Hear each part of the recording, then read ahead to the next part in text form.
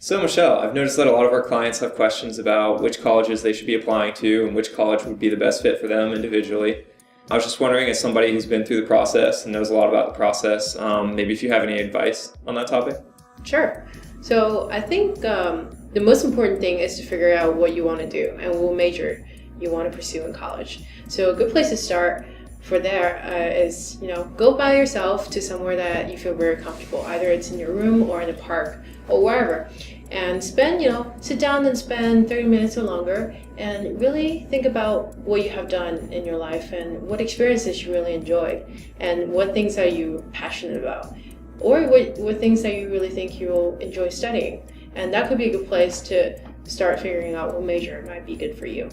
So from there, we can narrow it down to one or two topics, and that could be topics that you can pursue in college as majors. So once we sort of figure that out, then we can think about, what colleges have those majors, what colleges are good for those majors.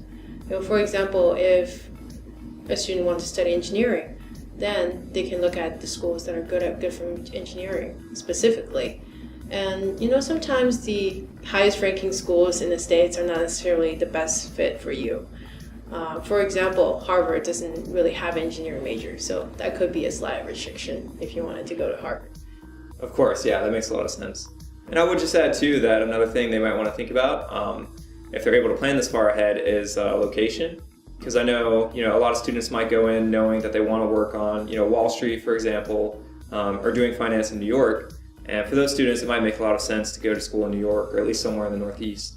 Because it'll make it much easier to do internships in New York. You'll meet, a lot more alumni who ended up in New York. It just makes a lot of sense for those reasons. And conversely, if you want to work in Silicon Valley, for example, well, then you probably want to go to school in California.